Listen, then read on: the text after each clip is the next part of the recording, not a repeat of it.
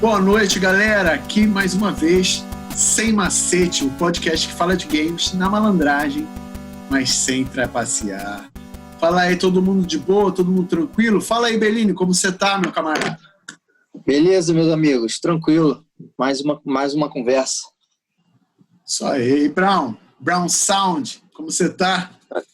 Tranquilaço, irmão. Porra, tranquilaço. Muito bom estar nessa conversa aí com vocês. Tamo junto. Tamo junto. E aí, meu irmão Luiz, o que tu manda?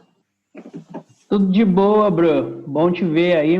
Aqui em Campos parece que soltaram um freeze, que tá congelando a cidade. É, meu amigo, não tá fácil pra ninguém, não. Agora o que eu quero falar, não sei se foi uma época boa, uma época ruim, mas é uma época de transição. Toda mudança, ela vem com novos poréns. Eu quero falar sobre a mudança de mídia. Como foi a experiência, como está sendo também. A primeira eu quero falar sobre a mudança de mídia, do cartucho para o CD. As primeiras impressões, vantagem, desvantagem. Bellini, meu camarada, eu sei que você é um gamer das antigas, como todos nós. Qual foi a primeira vez que você botou aquele CDzinho para ter um load de 5 segundos? Fala aí. Cara, eu já estava... Quando eu possuí um equipamento dessa natureza, eu já estava familiarizado, porque eu demorei para ter o Play 1, né? Eu só fui ter o Play 1, acho que já estava perto de acabar. Então eu já jogava o PlayStation na casa de colega. Tive um Neo Geo CD emprestado comigo um tempo, mas assim, pouco tempo, então joguei, sei lá, alguns finais de semana e tal.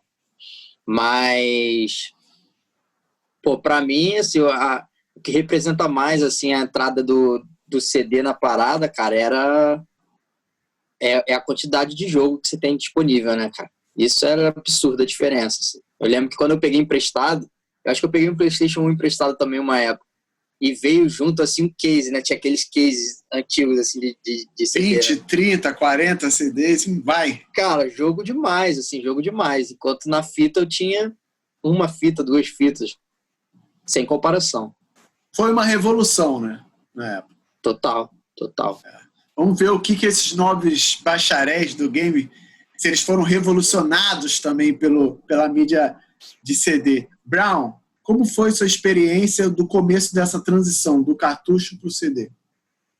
Cara, eu tenho que dizer assim, a princípio foi, pô, como toda mudança tecnológica, foi meio esquisito, né? Porque o cartucho, ele tinha a vantagem de você coloca o cartucho, começa a jogar e vai direto, não tinha loading, né? Hoje o loading é comum para todo mundo, né? Para quem joga no celular, no console mesmo e tal, mas antes não. Né? Então a gente tinha os fliperamas e os videogames caseiros e não tinha loading, né? Isso foi uma coisa que me chamou a atenção na época, demorou para acostumar. Assim, porque você colocava o jogo já naquela ânsia de jogar e então passava de fase, cara, quero ver a próxima fase, load. Né? Isso é uma parada. Agora, por outro lado, uma coisa que o Bellini comentou aí é muito importante. A gente não tinha jogo em casa. A gente tinha que alugar os jogos nas locadoras de fita. Né? E alugar jogo nem sempre era... Primeiro que era caro, né? A gente gastava mó grana para conseguir ficar com os jogos um tempo para jogar, porque, pô, em 1 ou 2 dias você não conseguia zerar um jogo, um pouco mais complicado. E ter os jogos em casa era legal demais, né, cara? Você poder acionar a sua biblioteca a hora que você quisesse, colocar o jogo, jogar, carregar o jogo, porque a fita era caro, cara. Então, tipo, pô, a galera falava, pô, vamos jogar um Street Fighter aí, tem como você trazer tua fita? E tu, pô, mano, botar na mochila aquele bagulho, você já andava meio, ainda mais na situação da época aí, um monte de pivete na rua e tal, era complicado. Mas é isso. Demais. E você, Luizinho, meu camarada, como que foi essa primeira transição de mídia para você? O baque tecnológico, assim, quando eu possuí o Play 1, não foi tão grande, muito parecido com o que aconteceu com o Bellini, né? Eu tinha um Super Nintendo em casa mas eu já estava jogando Play 1 nas locadoras ali do bairro, né? R$ 1 a hora. Porra, ia para lá e 20 minutos era de load. Isso aí foi complicado no início, né? O meu rico dinheirinho se esvaindo aí em esperar uma tela para outra passar. Mas, assim, tecnologicamente, a questão da mídia em si, né? O cartucho, o quadradão e tal, para o CD, no início, para mim, não foi tão bizarro, né? Porque eu já tinha o contato com a locadora. E quando eu tive o Play 1, aliado a isso, a mesma dificuldade que eu tinha de cartucho, eu tive para CD.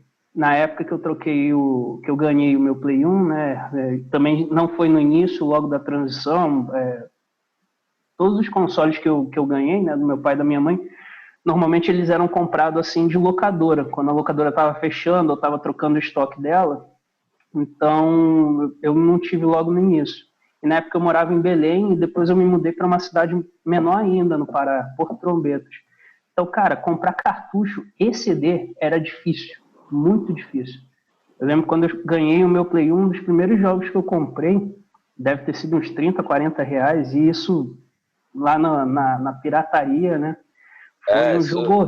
Foi um jogo horrível do Quarteto Fantástico, que eu, sou fã Pô, eu de tive quadrinhos. esse jogo. Esse jogo era muito ruim, cara. Pô, eu sou fã de quadrinho, leitor, e aí, quando eu vi a capa, assim, Quarteto Fantástico, na época, as revistinhas só falavam de lançamentos grandes, né? Não fazia ideia o quanto era ruim o jogo, mas aí comprei. E tinha vários jogos de super-herói na época do Super Nintendo, como Homem-Aranha ou Capitão América, etc., que era muito maneiro. Então, X-Men, talvez... tinha um X-Men muito bom. X-Men é bom demais, tinham vários. Então, você ficava naquela expectativa de pensar, cara, um jogo de poucos megas já era alucinante. A capacidade que um CD dava, de 700 megas, fazia subir o patamar do jogo.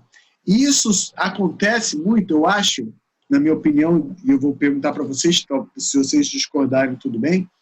Eu vi a maior transição de franquia de videogame no Final Fantasy. Do 6 para o 7, você tem um salto que talvez só fosse possível dar com esse tamanho que a mídia, que o CD dava, né?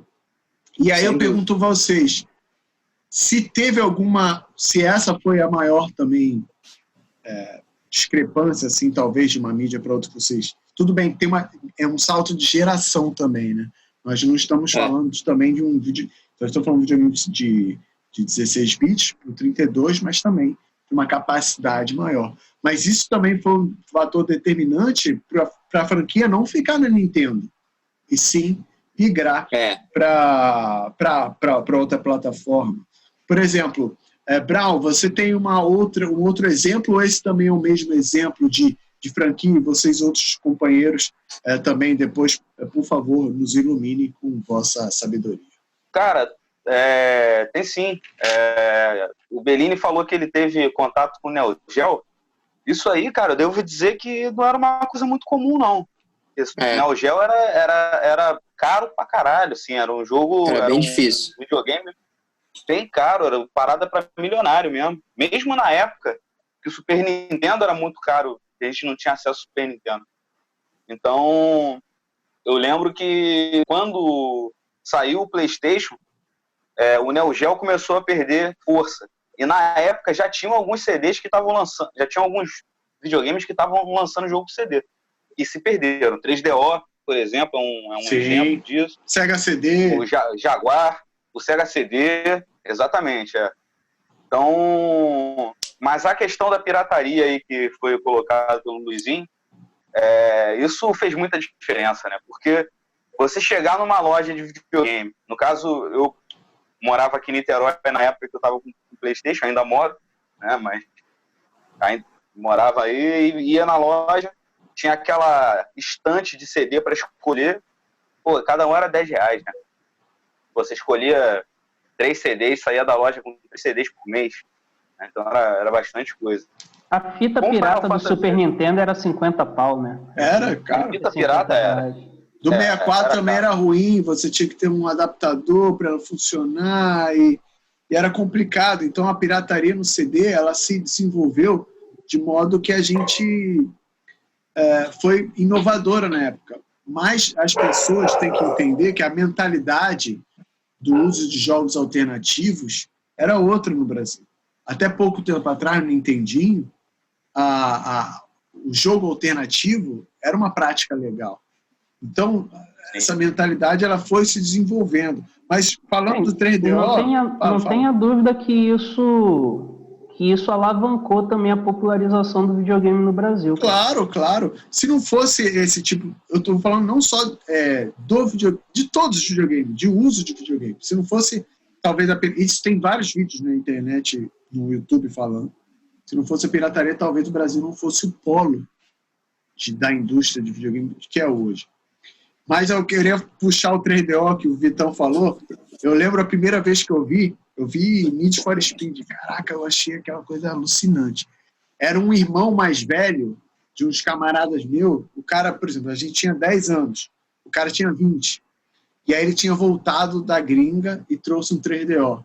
Cara, ele era um cara meio babacão, assim, não deixava os outros jogar direito. Sabe aquela galera que puxa o pra variar, né? Pra variar, quem tinha esse tipo de videogame era complicadíssimo. Cuidado com o controle aí, meu irmão, senão vai quebrar, tal. Mas eu fiquei vidrado naquilo, e até eu ter um PlayStation 1 também demorou muito tempo. Mas agora eu falando de franquia de jogo. Bellini, quando você viu assim, uma franquia dar uma guinada por culpa da mídia, qual foi? Cara, eu acho que só um outro ponto que eu queria falar antes, até sobre você falou das características, né, que chamaram a atenção. Sim. Eu lembro de muitas vezes um negócio que me incomodava era que frequentemente o CD arranhado e aí travava o jogo em alguma parte, né, cara? Você não conseguia sair. Assim, isso era uma coisa que não existia antes. E era dureza, velho, porque você não conseguia saber se o CD ia funcionar ou não, só se depois você jogasse tudo, né? Às vezes o CD estava muito arranhado e funcionava, e às vezes outro parecia que estava de boa, mas ia travar, porque o CD que foi usado como original para cópia, né, já estava arranhado. Então, cara, era a qualidade uma loteria, assim. Também é loteria. Esse aspecto era uma coisa que incomodava. E você estava falando sobre o impacto dos jogos, né, que você às vezes chegava com muito ansioso para jogar um jogo e aí o jogo não atendia a expectativa. Eu acho que isso tinha muito a ver porque, assim, com a disponibilidade maior do processamento, acho que rolou o salto para o 3D, né, que antes não existia. E os estúdios não dominavam ainda, né? Então, assim, a galera sofreu muito até conseguir dominar esse ambiente, assim, de programar e pensar nos jogos em formato 3D e tal. Então, muitas vezes a mecânica do jogo impedia você jogar. Assim, a mecânica do jogo era tão ruim que, né, o boneco não dava direito, batia do jeito todo escroto. As câmeras horríveis. Câmera... Cara, era assim... Sem contar que teve aquela época também que eles fingiam que era 3D, né? Tipo Doom. Logo que o Doom saiu pra Play 1, você mata o cara e aí você fica rodeando ele tá sempre de frente pra você, né? É grande mentira, não é um 3D, é um 2D aquilo. Exatamente. Mas aí, exatamente. Aí eu acho que é até um lance legal, né? Da forma de se pensar, de como usar a ferramenta que você tem, né? Disponível. Não, claro, os caras foram muito criativos, tanto que é um jogo que é possível de se jogar até hoje. Vitor, eu acho que estava jogando. Foi o famoso macete. Os caras usaram a malandragem. Malandragem. Mas tem esse problema. Eu acho que essa geração passou muito por esse ponto de amadurecer o que era fazer um jogo pro PlayStation, por exemplo. Então você tem muito jogo aí com mecânica zoada demais, enfim, muitos problemas desses que a gente falou. Isso também aconteceu no 64, por exemplo, você tem Super-Homem, Castlevania, enfim, o Castlevania que era um jogo 2D, quando foi pro 3D teve sua dificuldade também. Deixa eu perguntar para você. Super-Homem, jogo super horrível, né? Não, é só fazer um comentário. O Luizinho pode falar Fala, depois. por favor. Que eu acho Brown que nesse também quesito aí, o 64 talvez tenha sido mais bem sucedido que o PlayStation da forma de fazer os jogos, a mecânica. Fez menos merda? Isso que você quer falar? Exatamente. Fez menos merda. Mas porque, isso aí. Jogos de tiro do. Mas também o 64 já era veio depois quase um outro também. salto, né? Apesar de eles estarem na Já mesma é geração. outra geração. Era Veio depois salto. também. Tanto que o console da Nintendo, na verdade, era para ser uma mistura da Sony com a Nintendo, né? Eles tinham feito um projeto inicial que ia ser cartucho e CD, se eu bem me lembro. O PlayStation era para conectar no Super Nintendo. Na verdade, não era um console que ia ser? Não, ia ser como um Sega CD. O Mega Drive ligava no Sega CD. Eles quebraram a parada e virou PlayStation e o 64 seguiu. O 64 já foi um pouco depois, né? A questão do 64 aí, que vocês citaram aí, só para jogar um pouco mais de lenha na fogueira, que essa história é bem legal. Tretas. Por quê? A Sony, ela tinha feito um videogame, ela já estava com o contrato pronto com a Nintendo e tudo mais, e a Nintendo rompeu o contrato para fazer um próprio videogame e deixou a Sony na mão. A Sony ia ficar com toda aquela tecnologia que ela ficou produzindo lá durante um tempão, e eles fizeram uma aposta, né, cara? Lançar um videogame em um momento em que a Sega e a Nintendo que estavam comandando o mercado de consoles, né, cara? Então, e a Nintendo resolveu fazer um videogame de fita. Nisso a Sega já estava passando para o Sega CD, só que a Sega cometeu um erro que foi lançar... Já tinha o Saturno. Já tinha o Saturno, né? Exatamente, só que a Sega cometeu um erro nesse caminho que foi fazer o 32X, cara. Que era um troço que se acoplava no videogame. Na verdade, você tinha um monte de acessório para... Uma porrada. E aí você gastava muito dinheiro, os jogos não funcionavam direito, e a galera biblioteca duvidosa. Demais, tinha muito jogo ruim, e nisso o PlayStation saiu na frente, né? Porque o que aconteceu também? A Sony, espertamente, fez contratos de exclusividade com uma porrada de produtora de jogo. Aí, meu irmão, a Nintendo teve que lidar com os seus próprios, teve que produzir os seus próprios jogos para além dos clássicos, né? Então, aqueles clássicos que são sempre lançados pela Nintendo em todo início de videogame, né? Mario, Metroid, Zelda, Kirby, Donkey Kong e tal, lançou esses jogos. E depois, o que vem? E nisso o PlayStation tava lançando jogo, adoidado. Né? Mas já é um time de peso também, né? Já é um timezinho que garante um dinheirinho. Claro, garante. Mas... O meu Switch só vive de exclusivo, meu amigo. Só exclusivo, né, mano? Mas o lance é esse, né? Que a galera começou a migrar do Nintendo do Nintendo 64, que eu tô falando, pro PlayStation, justamente porque, jogou aqueles primeiros jogos, todo mundo ficava, alucinado, né, cara? Jogando Mario 64, jogando, Ocarina of Time e tudo mais e tal, mas aí depois se zerava o jogo, quero outro desse, cadê? Não tinha. E nisso aí, falando, por exemplo... Às vezes tinha, mas você não podia comprar, né, amigo? Também. É caro. Era caro. Então no PlayStation você tinha lá, você zerou Final Fantasy VII, né? Aí você tinha Xenogears, Chrono Cross, Final Fantasy Tactics saiu acho que quase na mesma época, um pouco depois. 97.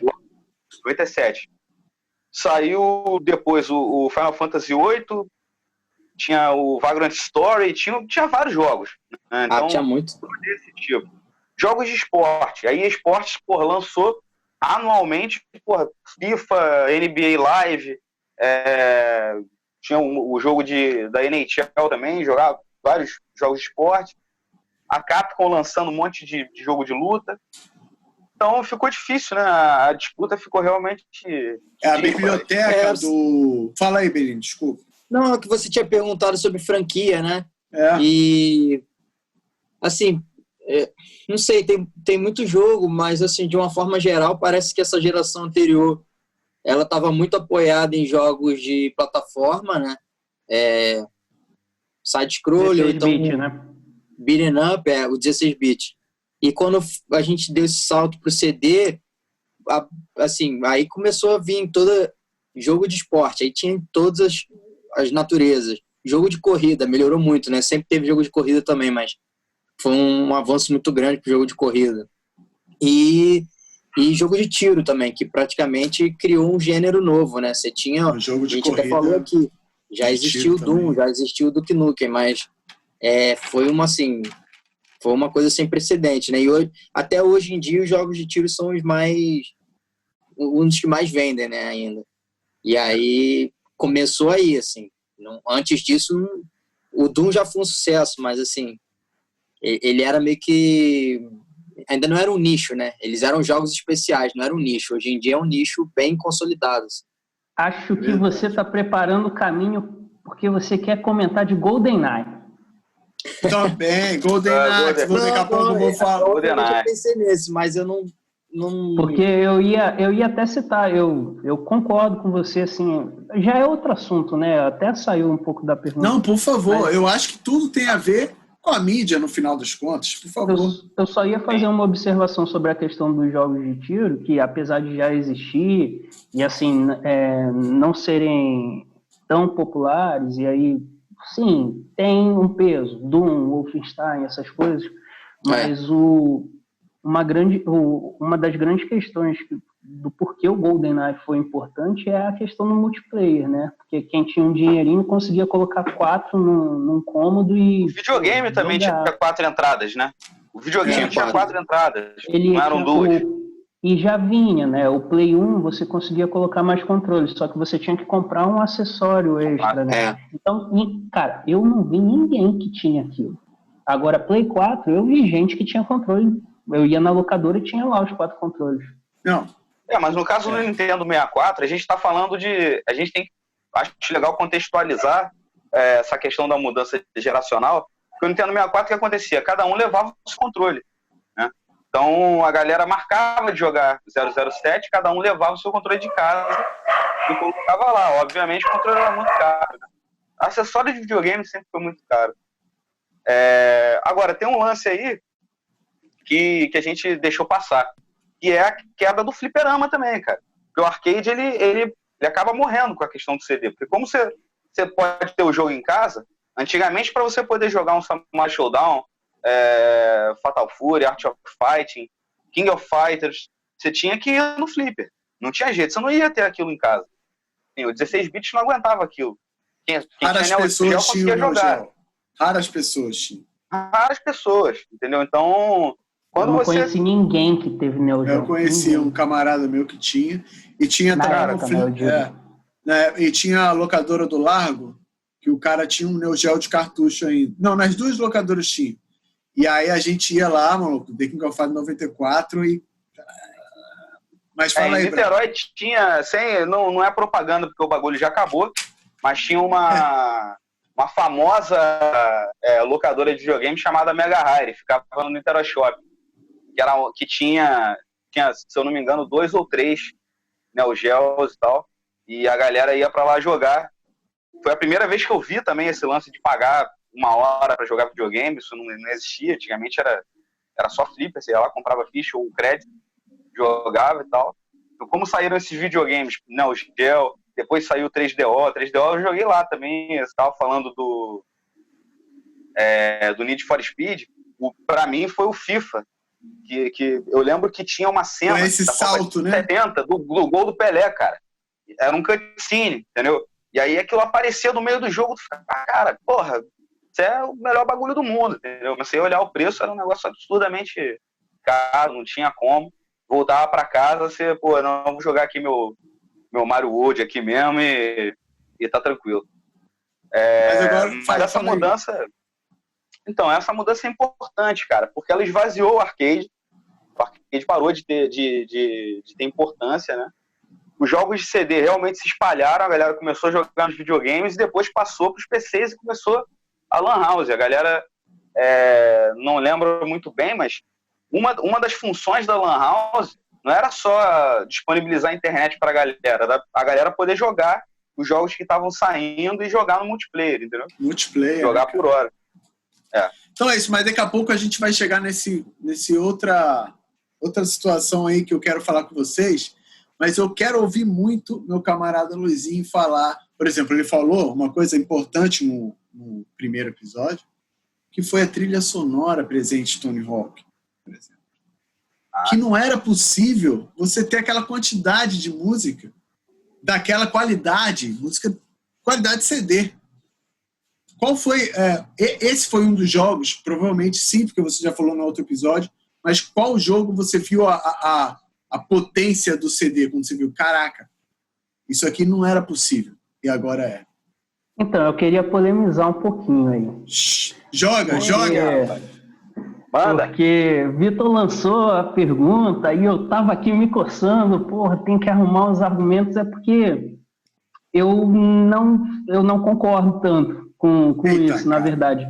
A questão da troca da mídia ter sido o grande pulo, né? Eu acho que foram realmente o aumento de tecnologia dos games, 32 bits e o 64. Aí eu citaria como exemplo, o Zelda de 64, que ainda é cartucho, o próprio Tony Hawk tem cartucho no 64, mas ali a gente começou a ver o futuro mesmo, porque você pegava um pedaço de acrílico, né, com uma chapa de prata ali, e tinha informação pra caramba.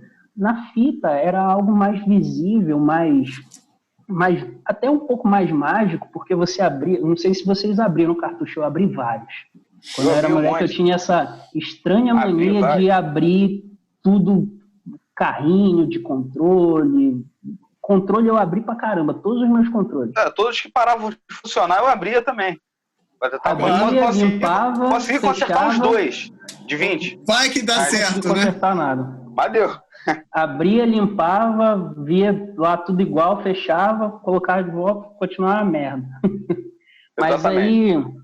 Mas sim, eu acho que o mais maneiro dessa conversão, né, que ainda se sustentou por um tempo com o 64, foi a gente começar a pisar num mundo futurístico, né? Tipo, as coisas que a gente via em Alien, as coisas que a gente via em sci-fi, que era tipo ter tanta informação num pedaço de acrílico fino, né?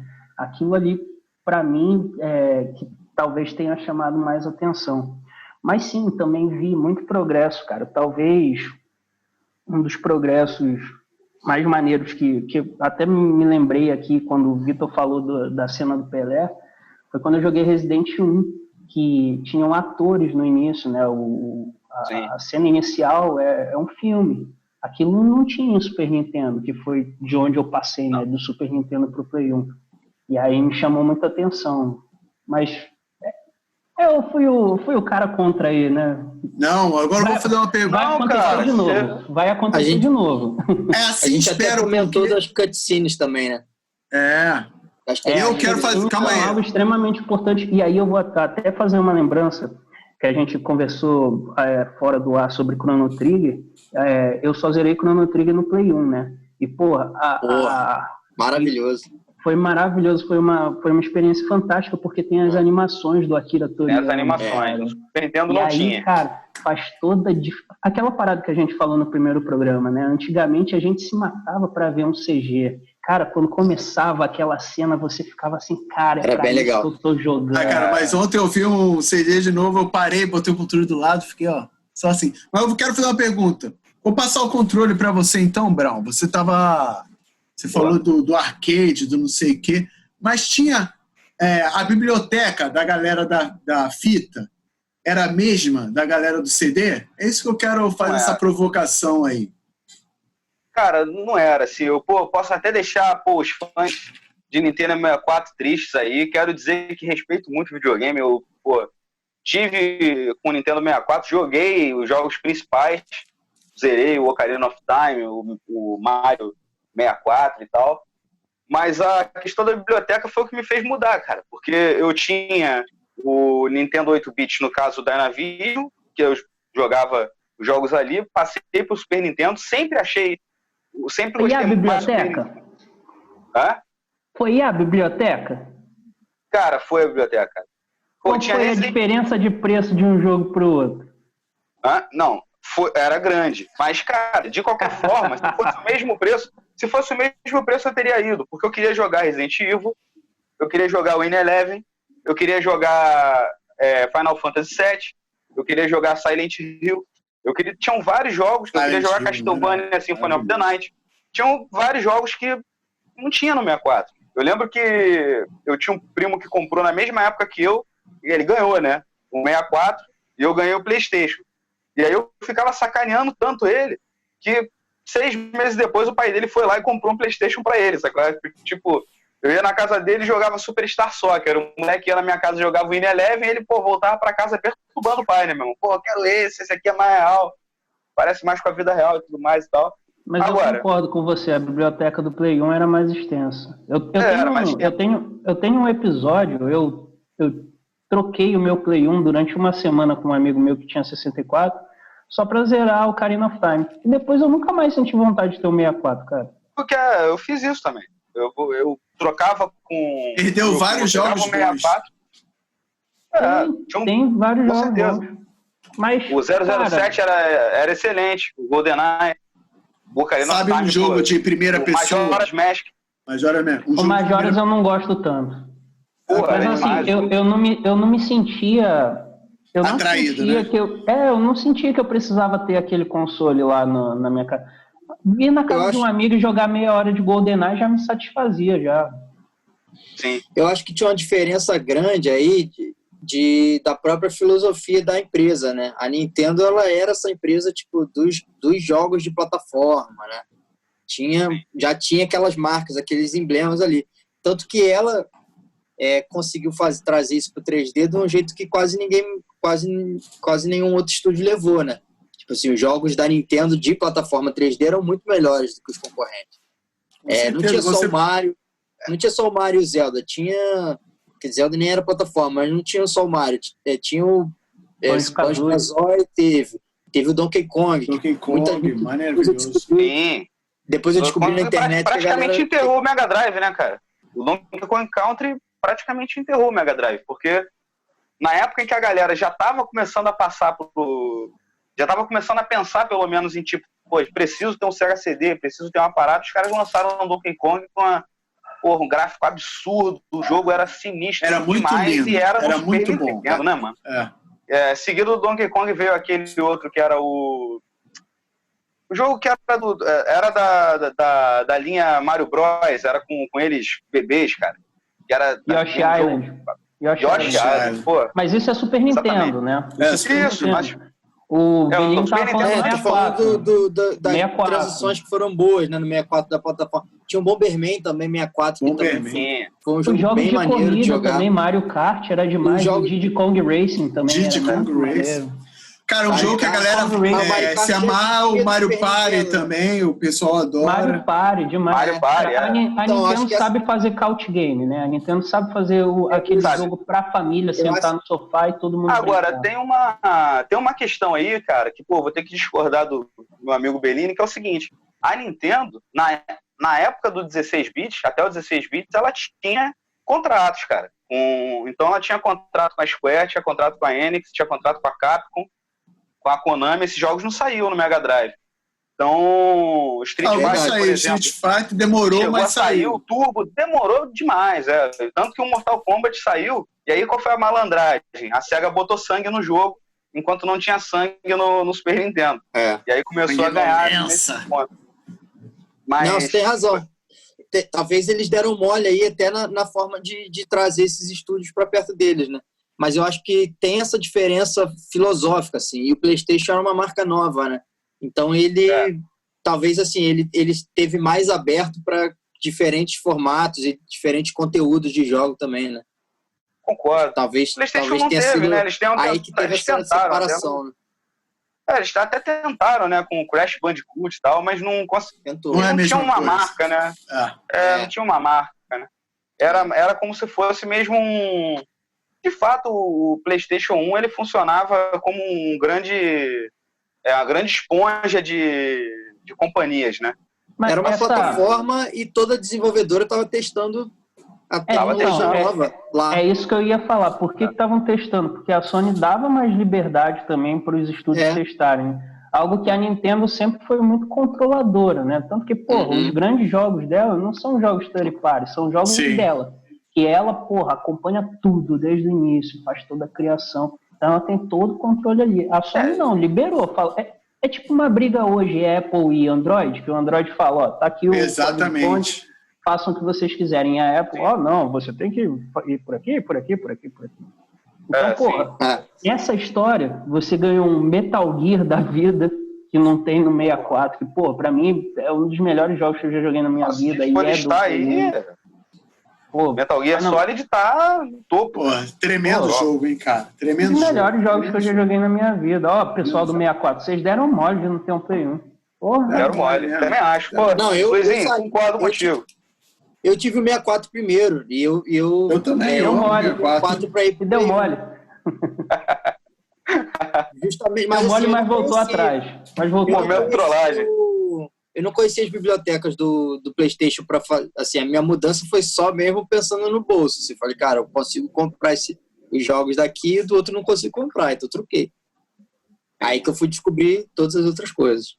Então, a marca era muito forte, né, cara, também. A marca Nintendo era muito forte também na época. Tipo, escolher o PlayStation e não o Nintendo 64 também não era uma coisa que você fazia, tipo, não, vou nesse aqui que esse aqui é melhor. Tu fazia, mas... Sim, ainda mais vendo Mario, será que eu tô fazendo a escolha certa? Vendo jogos, exatamente. Depois é que você pegava a biblioteca de jogos, aí você, beleza, agora eu tenho certeza... Ainda mais, por exemplo, quem era fã do Neo Geo migrou pro PlayStation automaticamente, porque tinha a biblioteca do Neo Geo praticamente toda. Então, os jogos da CNK todos. Entendeu? Aí você muito jogo, cara. Eu tava aqui tentando lembrar jogos que me deixavam felizes no 64, né? E aí eu comentei o episódio do Zelda, do Karina, e aí o outro jogo que eu lembrei que eu jogava muito na casa de amigo, e quando eu peguei o Karina, eu peguei emprestado também, é Star Fox 64. Esse jogo também. Era excelente. Esse jogo merece ter o. Era excelente, cara. Esse jogo é excelente. Essa dupla aí, pesa agora muito. Eu nunca fui muito fã de Mario, né? Então, assim, pra mim não tem peso o Mario 64, mas eu sei que é um jogo importante. Tal. Eu nunca fui muito fã. Sempre preferi o Sonic. Blasfêmia. O cara tá mas olha só, deixa o cara, não vou ignorar aqui. Fala aí, Vitão. Eu também. Eu vou ignorar essa colocação dele aí. Não, agora eu vou defender. Eu queria dizer o seguinte, mais uma agora, o 64 não tinha só vitória também, né, cara? Lembro que o Star Wars... Várias derrotas. Puta merda. Mas aí o Play 1 também, né, cara? Aí qualquer Play 1 tinha tem muito derrota jogo pra caramba. Não, o Play 1 tinha os Clock Tower da vida, né? Tinha vários jogos que era foda de jogar, né? Mas tinha muito jogo. Fantástico, aquela maravilha. Era horrível. Nossa senhora. Era terrível. Mas, mas tinham jogos no 64, cara, que eu achava injogáveis. Tipo, o FIFA 64 eu achava injogável. Tinha, verdade. É difícil, né? O Star Wars eu achava injogável. Star Wars eu gostava, o Shadow of Empire. Pô, mas outro ótimo jogo, caraca, estão vindo ótimas lembranças. Olha, tô até pensando em comprar o 64. Faça isso. Cara, o Star Wars de Pod Race era muito bom também. Sim, bom. Star Wars Race. Mas sabe um jogo que eu gosto muito de 64? Muita gente não joga muito, é o Turok. Turok, cara, é excelente. Era bom, cara. Jogo de primeira pessoa. Mas agora, cara, eu já quero puxar vocês... Eu tô atrapalhando, eu tô atrapalhando, mas eu tenho mais uma colocação que eu acho que é importante. Por favor, meu amigo, atrapalhe. Queria que o Belini você atrapalhando não me ajuda. Por favor. Atrapalhou colocando a ficha. Here comes a new challenger. Coloca a ficha. O cara colocou a ficha.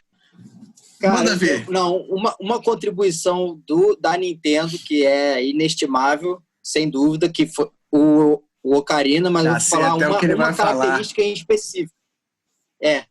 Uma característica específica que é a mecânica da luta, né? De travar a mira num personagem e você... Não era isso que eu pensei.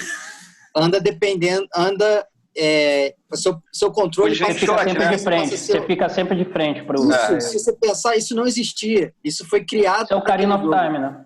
No Ocarina of Time. Esse foi o primeiro jogo que quer dizer, não existia essa mecânica. E você não existe nenhum outro jogo hoje de luta, mais ou menos desse estilo, que não esteja baseado nessa mecânica de luta. A mecânica 3D do 64 com a câmera foi mais cuidadosa no começo. Você tinha o 64 e aquele botão C era justamente de câmera, que você mudava a câmera para ver melhor. O botão C. Outra coisa que a gente pode meter o pau no 64 é aquele péssimo controle, né? Não, eu tenho memória muito afetiva, não vou nem falar. Eu quero... Cara, você tinha um direcional aqui, um analógico aqui, umas setinhas e botão aqui, e ainda tinha um gatilho atrás, não dava só alegria, só alegria. O gatilho foi uma coisa legal. Mas eu acho que assim, o que eu queria falar era do ponto de vista de game design, né?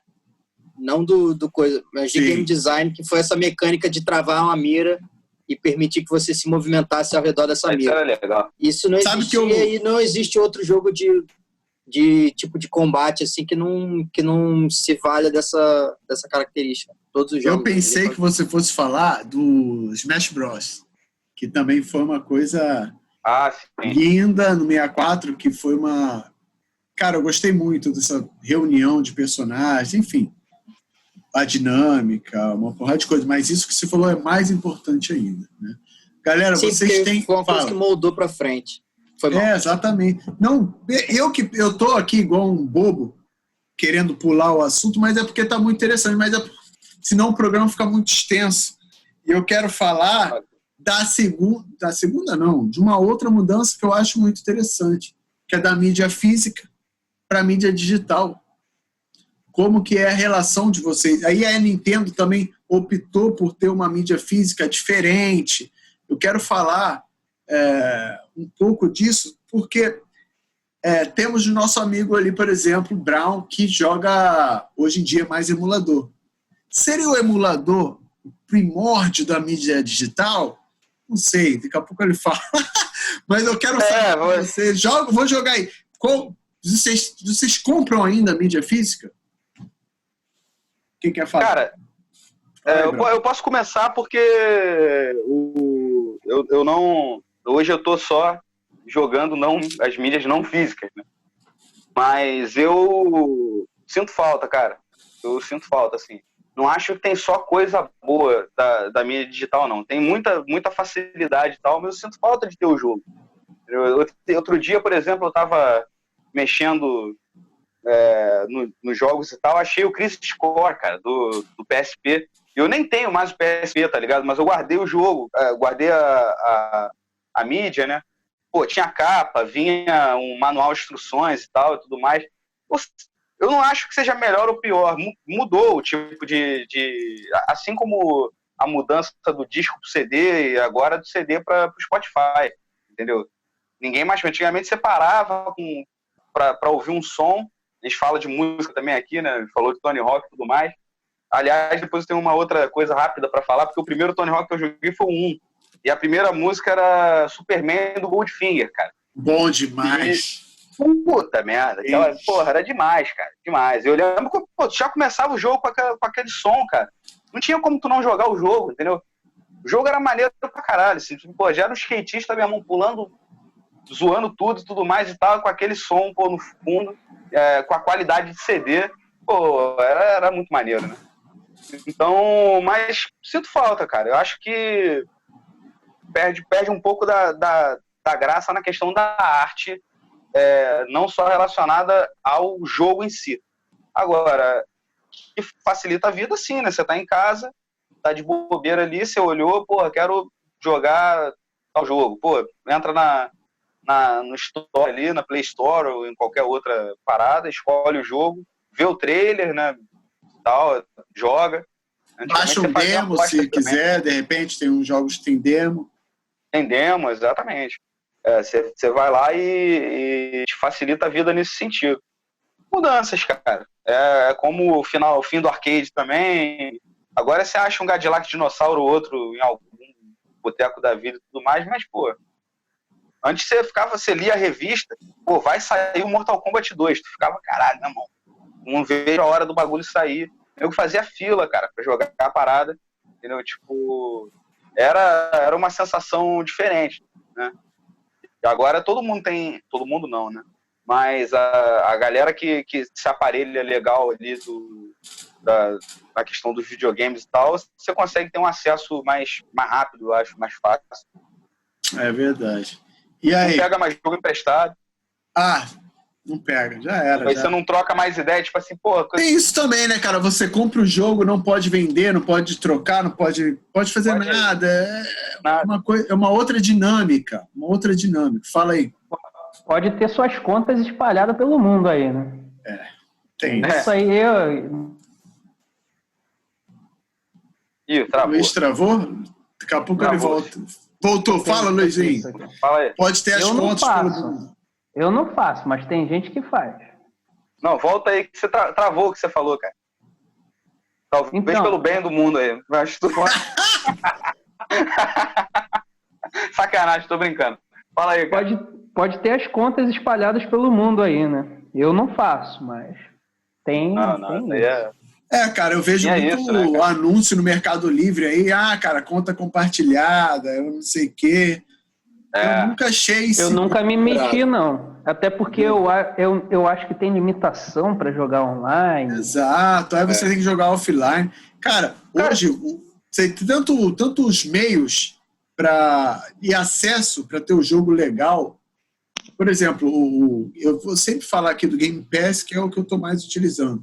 Você paga um valor, cara, você tem 100 jogos para jogar. Mas eu não gosto de Red Dead Redemption. Cara, tem Streets of Rage. Mas eu não gosto de jogo antigo. Tem jogo de corrida, tem tudo quanto é jogo que você imaginar. Tem jogo de luta. Sim. Tem Minecraft, meu irmão. Quer jogar Minecraft o dia inteiro? Já joga. Tá aí o Minecraft novo aí, o Dungeons, no Day 1, dia 1. Enfim, o inglês é uma porcaria. Mas enfim, Dungeons. E aí fala aí, filho. Eu acho que essa discussão passa pela eterna corrida atrás do rabo aí da indústria de forma geral e de videogame também, de tentar barrar a pirataria, né? Assim, a galera durante um momento estava fixada na ideia de construir um hardware que fosse difícil de desbloquear. Então o cara gastava uma grana nisso aí, né, desenvolvendo. Eu acho que até o Play 3, eu acho que foi um videogame que demorou mais, eu não tenho... O Play 3 eu não tive, não joguei essa geração também. O Play 3 vendia, já tinha a diferença do preço dele bloqueado e desbloqueado. Ainda tinha. Exato. Então. Mas Play 2 eu lembro que foi questão de semanas, assim, a galera falando é impossível desbloquear o Play 2. O 2 foi rápido. Desbloquear. Aí deu mais semanas, desbloquearam. Acho que o 3 foi um negócio que deu mais trabalho. Então, mas aí depois a galera desenvolveu outra estratégia, né, para inibir a pirataria, na verdade, né? Acho que a maior delas uma coisa é facilidade, né? Se você bota facilidade para o cara consumir, uma hora ele vai preferir pagar mais do que ter o trabalho de fazer o negócio. E a outra foi, eles tiveram a malandragem de fazer o multiplayer todo pela internet. Então, aí ele pega o cara que tá bolando. Eu acho que essa mudança da mídia física tem muito a ver também com essa estratégia de evitar a pirataria. Com certeza. Vai mudar e vai dificultar mais, né? Se a gente continuar arrumando aí para onde está indo, que é por stream, o jogo. Exatamente. Então, eu acho que tem uma parada aí, cara. Depois eu queria falar uma outra coisa, porque a gente está falando muito da passagem Nintendo PlayStation, tá esquecendo o Dreamcast pelo caminho aí. Tem alguns videogames que pode falar também. Não, a gente pode falar. Sabe por quê? São momentos da nossa... O cara tá rindo. São momentos da vida que são marcantes pra gente. Pra mim, por exemplo, eu tenho, sei lá, 4 jogos de mídia física agora. Da mesma forma que eu tinha 4 jogos de 64. E eu mudei agora pra mídia digital da mesma forma que eu mudei do cartucho pro CD, cara. Então, e a gente ignorou o Dreamcast, eu ignorei o Sega CD, o Neo Geo, que eu não tive. Que eu acho o 3DO, eu queria muito ter, mas, por exemplo, a biblioteca do 3DO já não era tão maneira. Era bem mais restrita. É um videogame que é interessante, mas ele é bem mais restrito, cara. Eu lembro que eu jogava Road Rash. Aproveitando a situação e fazendo advogado do diabo aí, Belinho, eu queria te lembrar de 2 jogos. Shenmue 1 e Shenmue 2. Eu não joguei. Virtua Fighter, né? E Virtua Fighter. A galera lembra desses 3 jogos. Não, tinha mais jogo lá. Virtua Fighter tinha no Play 1. O Shenmue... Não, Play 1 era Tekken, cara. Tinha Virtua Fighter, eu acho, cara. Não tinha, era Soul Calibur. Soul Calibur só é verdade. O Shenmue eu cheguei a jogar pouca coisa no Xbox, que ele tem uma versão. Joguei um pouco, mas quando eu comecei a jogar, ele saiu da biblioteca do Game Pass. Eu falei, eu joguei um pouco do Dreamcast na casa de amigo e tal. O videogame, ele era mais bonito, assim, parece. Acho que a capacidade dele era maior. Muito maneiro. Foi o primeiro 128, né? Foi o primeiro baque com gráficos novos e tal. Eu zerei Shenmue em papo de 1 ou 2 dias, assim. Eu fui pra casa de um camarada que tinha Dreamcast. E ele falou, meu irmão, quer jogar? Joga aí. Eu falei, porra! Olha o que ele falou pra mim. Nem dormi. Joguei pra caralho. Não comeu, não dormiu, não tomou banho. Não tomou banho, não fez nada, meu irmão. Movimentos mínimos.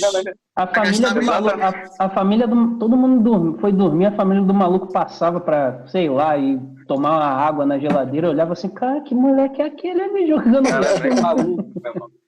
Aí o 2 Mas saiu o remake pra Play 4. E eu acho que pra o One também. Inclusive saiu o 3 pra Play 4.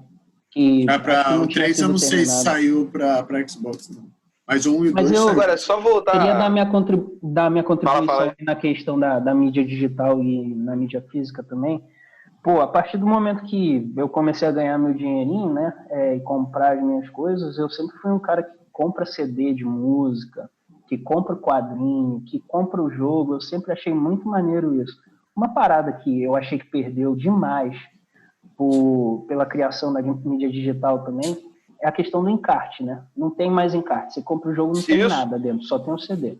No Play 1, cara, vinha a história de todos. Eu adorava. Você fica desestimulado a comprar a mídia física, porque... Porém... já tá lá, o jogo já tá pronto.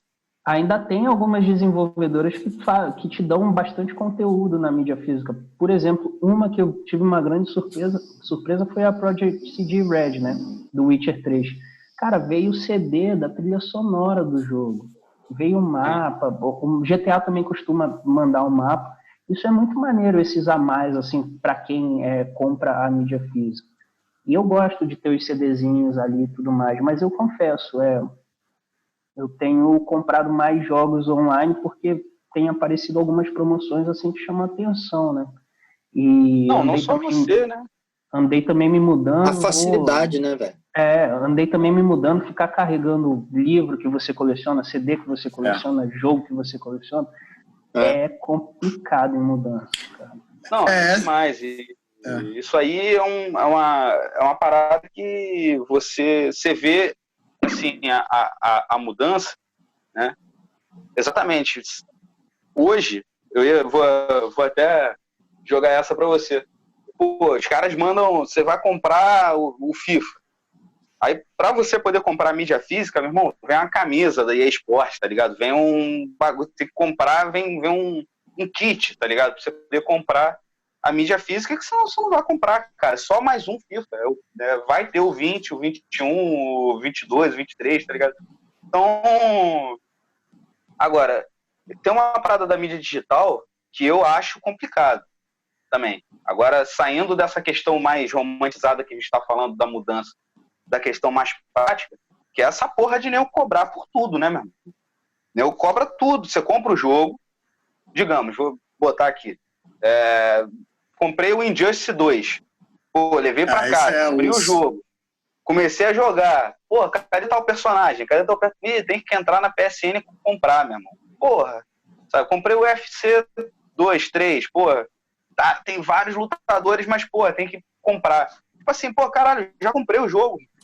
Pô, quero Sabe o que jogar a aconteceu parada. comigo? Eu comprei Injustice 2 vezes. Comprei normal, mídia física.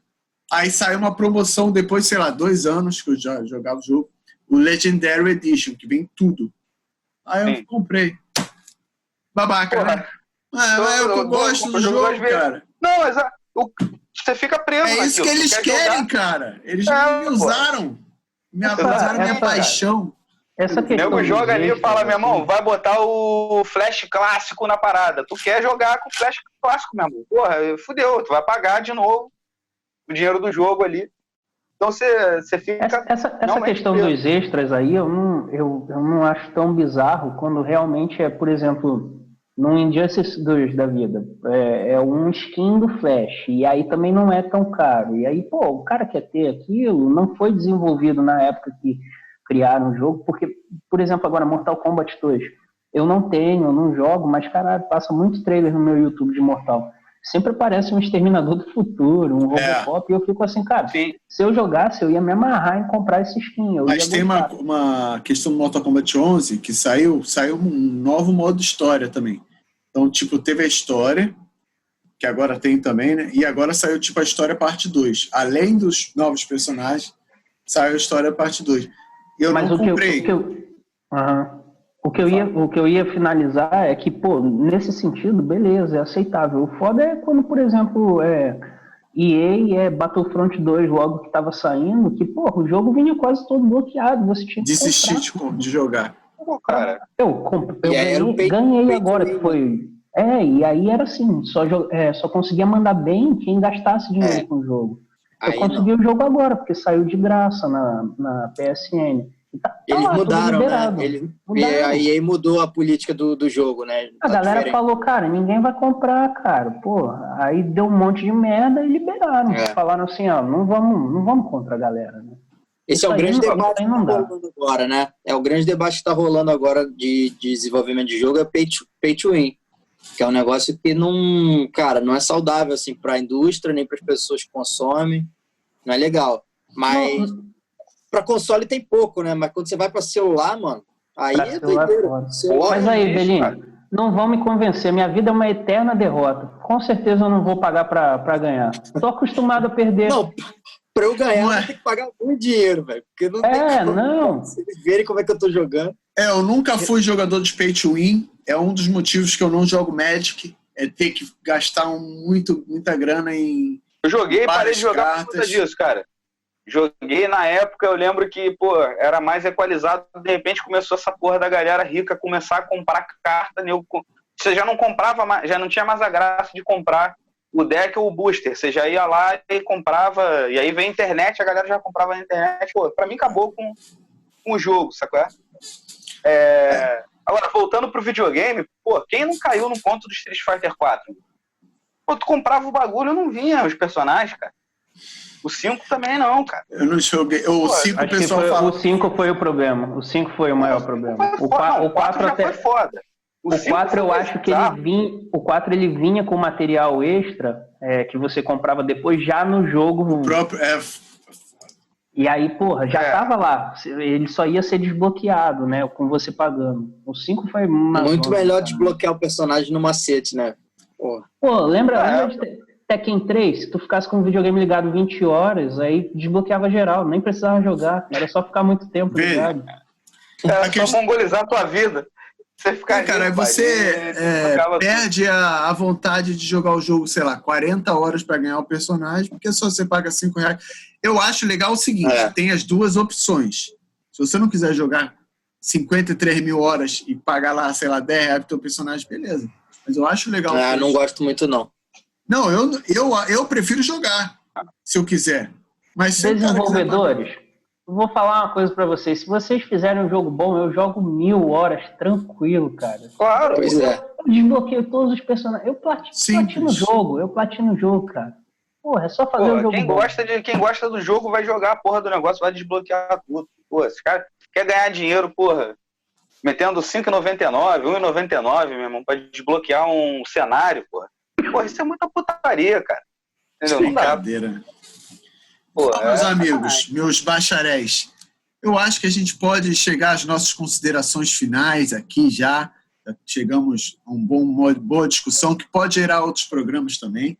Mas, primeiro de tudo, eu quero ouvir você, Luiz, alguma consideração final acerca da evolução das mídias, dos tipos de mídia dos jogos? Primeiro de tudo, muito obrigado aí por partilhar mais esse programa, né? O segundo aí, a gente tem tudo para continuar aí. Está sendo muito bom o papo. Tem sido revigorante nessa época de pandemia encontrar os senhores e trocar ideias sobre isso. Sobre essa evolução de mídia, eu tenho muito medo, na verdade, né? O Brasil não está preparado para trabalhar com um jogo por streaming. A nossa internet não é boa e ninguém vai pensar na gente quando esse troço virar. Vai ser stream e aí ferrou. Cara, fizeram uns testes lá no... Só zoeira aí, pô, já estão os aeroportos todos fechados, meu irmão. Você acha que o nego vai ligar para streaming aí pra gente agora? Continue. Aí fizeram uns testes aí no Google, no console do Google, né, que vai ser por streaming, e em lugares com internet bom, que a galera já conseguiu perceber aquele delayzinho, né, de apertar para o lado e não... E aí, meu irmão, num jogo de habilidade, quando você estiver ali no seu Symphony of the Night, pulando de um lado para o outro, e você cair porque deu delay no controle, eu vou jogar o controle na TV, bicho. Então, apesar de ter sido sempre um impacto positivo aí do cartucho para o CD, e do CD para a mídia digital, os pontos positivos também, de evitar espaço, de você não ter que ir até... Você poder comprar o seu jogo qualquer hora, né? Você não precisa ir na loja, não precisa comprar pelo correio e esperar 3 dias. Eu tenho muito medo da próxima evolução, porque eu acho que a gente não está preparado. Mas, o que a gente vai fazer, né? Esperar e ver o que vai dar.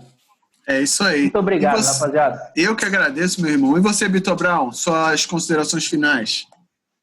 Cara, primeiramente, muito obrigado aí pela conversa. Sempre prazer estar falando com vocês sobre videogame. E é o seguinte, cara, eu acho que a evolução dos videogames ela é algo inerente à própria questão da tecnologia, entendeu? Não tem... A gente pode reclamar e tal, não tem o que se fazer, né? E quem gosta de game vai continuar jogando. Tem sempre, na minha opinião, pontos positivos e pontos negativos, né? A gente hoje elencou vários deles aí, os pontos positivos da passagem da fita para o CD, do CD para o digital e tudo mais. Tem pontos negativos também. Porque a gente não falou muito disso, então vou jogar aqui. Uma das coisas que eu acho ruins é a questão da sociabilidade, né, cara? Tipo assim, hoje é todo mundo, é você e seu videogame. A gente não joga mais videogame, em grupo. Eu vejo até a molecada mesmo, assim, molecada da família e tal.